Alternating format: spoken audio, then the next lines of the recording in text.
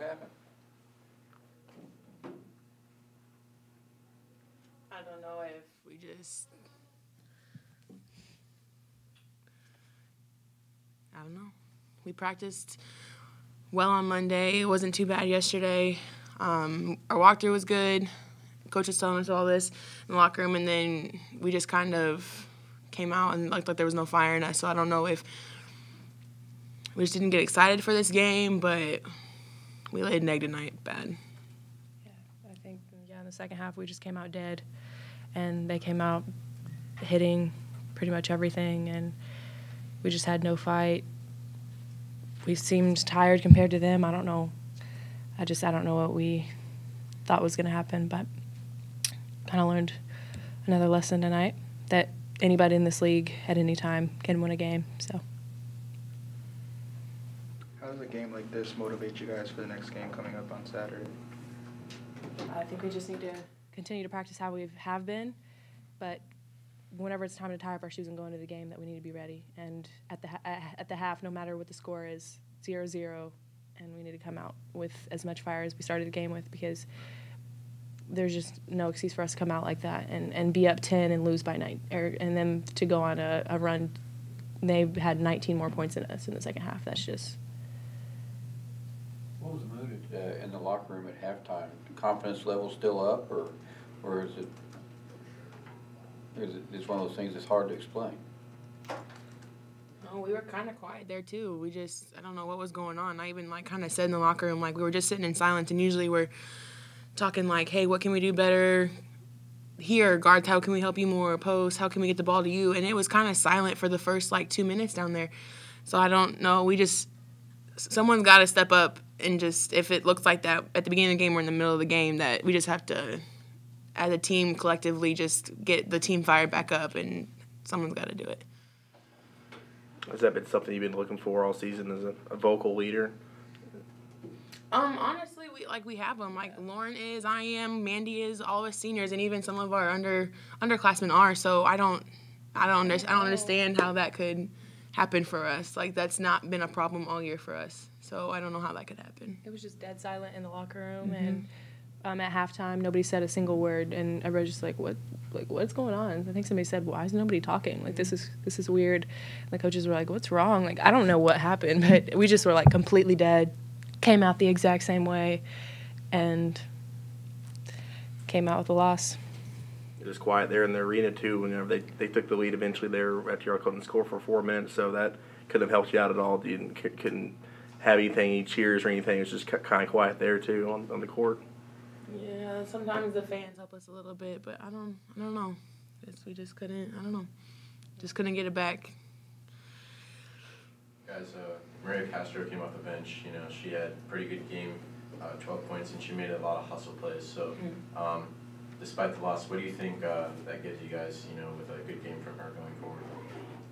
It's nice to see someone, when the rest of us are kind of fumbling, that she can come out and kind of give a little bit of that spirit. I guess we just didn't feed off as well as we usually do, but she did a really good job with 12 points, 5 rebounds, and like you said, those hustle plays. It's just, she's a ball of fire, and we love playing with her, but we need to, next time someone comes out like that, we need to feed off of that.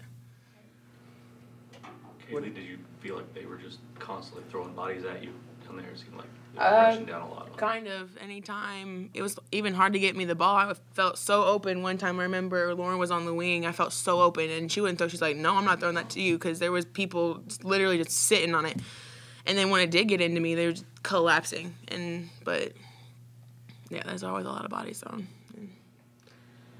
We just need to adjust. I just think I need to work on just better positioning, and then when they do collapse on me, I need to make sure that I can find my open people, because they're always talking to me. I just need to make sure that I am able to find them better. Yeah, I think we need to hit more shots, and I think we had a lot of open threes tonight that we should have hit, and I think initially they would put one person on Kaylee and then have somebody in help side, so if you throw it, they're going to automatically come over, and it's either a steal, turnover, or something. So we just got to get to moving more, and we've been working. We just started working on doing like 4 out against the zone, and that's going to help us a lot. And we just need to keep doing that because people are going to keep playing zone against us until we can play better in that. Well, you had 30 points, but they really made you work at it. Yeah, I agree with that. I mean, I had 4 turnovers. We still lost the game, so I mean, I guess it is what it is. Was there anything you did different there in the second half when you started hitting your shots? Was there anything you changed up at halftime, or is it just the shots were start falling?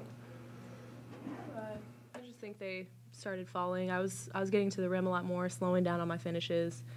In the first half, I was getting to the free throw line more, but wasn't finishing on my layups like I normally do. And that's just on me. Just have to slow down and see the glass and finish. And I think I did that better in the second half going when I went in and drove. Guys, Coach might have told you that, you know, on paper, Iowa State isn't, you know, at the top of the league, but they played, you know, Baylor twice, they played Kansas State, who you guys lost to. What do you think it says about the depth of the Big 12 with, you know, a game like tonight?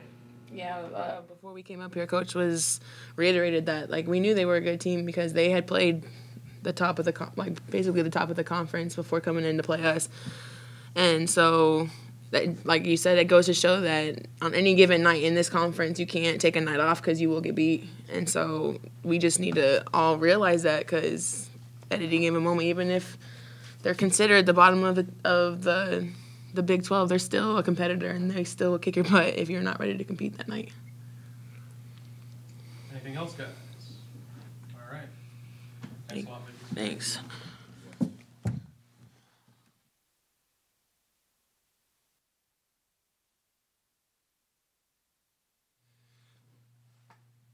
Credit Iowa State and their team, and particularly Bridget Carlton for a outstanding performance tonight.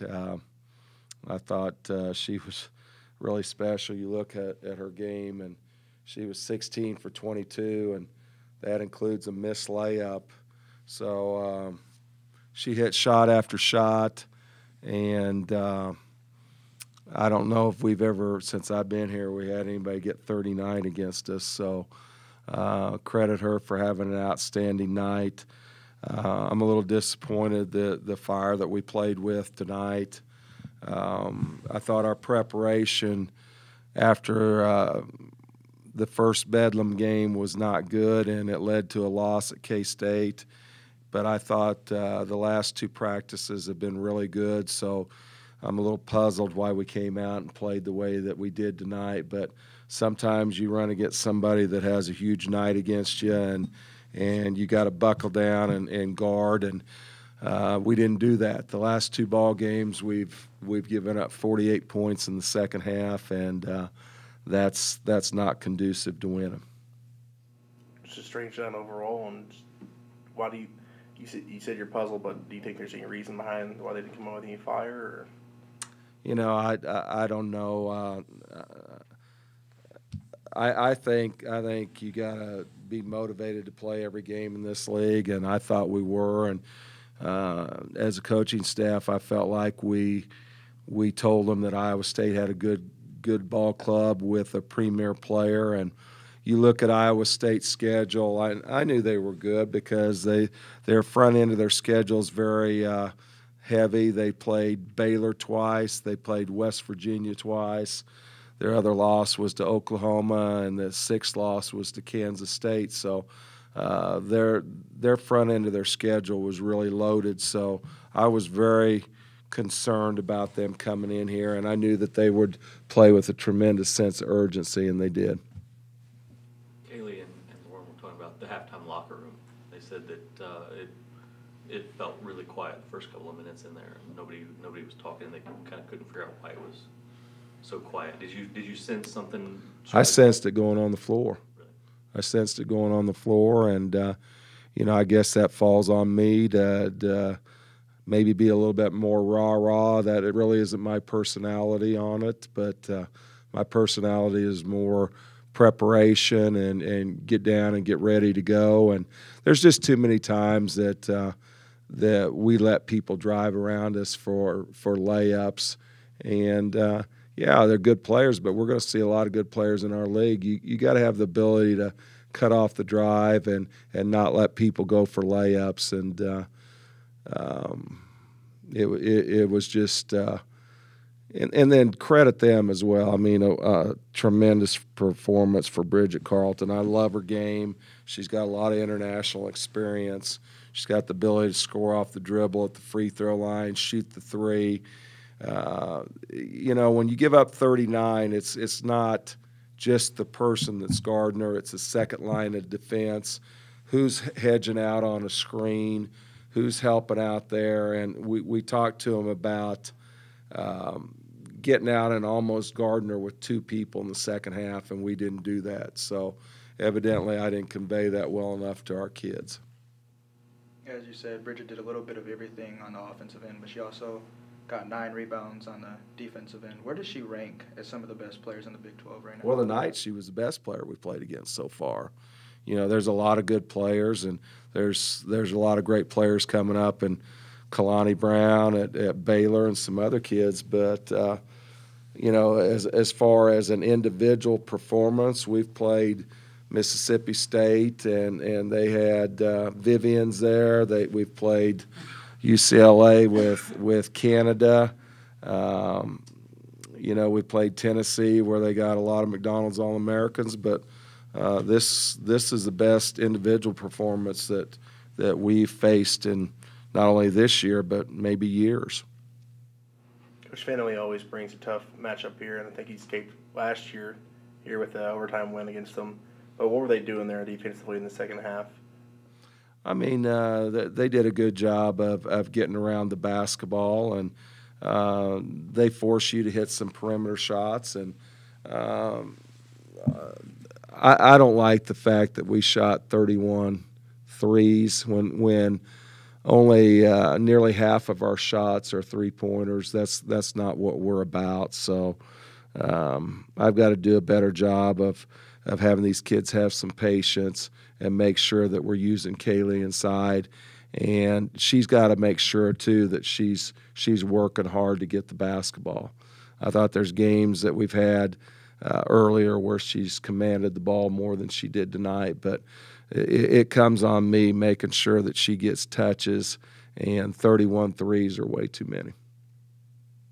Whether you're making a lot of them or not, we made some of them early, and you get that fool's gold idea that we'll just do this all night, and that isn't what our team's about. It's inside out, balance between the inside and outside game, and got to come back and get ready to play against Texas Tech. It hurts when you lose a home game in this conference. Coach, Maria Castro came off the bench and had some really good hustle plays. She put in 12 points. So despite the loss, what does that give you guys going forward? You know, Maria's given us a boost, and she hit some shots. She missed some shots that I thought she was open on, and you know, Maria's going to play hard. It's important to her, and I thought she had a nice game today. But when we go back and look at the film, it comes down to, you know, if I'm guarding here and they get 16 and I get 2 or 3 or 4, there's an imbalance right there. So we got to make sure that we're getting people on the floor that are guarding on both ends. It just keeps coming back to me that we gave up 48 in 2 consecutive games. So we got to be a lot better in the second half. And I talked to you earlier in the week. You said, you know, like you alluded to, Iowa State front-heavy schedule, and what about this game, you know, says that, you know, the Big 12 is, you know, really tough, and it's, you know, every team is going to give you their best, and how deep it is. Well, I think you saw that tonight when they were 2-6, and they come in and play as well as they did, and you know they shot 55% the second half, and Oklahoma shot 62 in the second half down there. So we got to do a better job of guarding for 4 quarters, and you can't get by playing a half in this league. But I knew all along that Iowa State was good, and knew Bridget Carlton was really, really good, but she was as good as advertised. First home loss of the year, and do you think, I know you can't tell the future, but do you think that Saturday, that motivation's going to be there after a night like this? It better be. It better be. When you lose one at home, you better bounce back and make sure you get the next one, because road victories are hard to get in this league. But credit Iowa State, their coaching staff. They had a nice scheme tonight, and young lady stepped up and hit shot after shot. So give credit where credit's due. Over the last few games here, do you feel like Jaden Hobbs is maybe kind of finding her stride a little bit?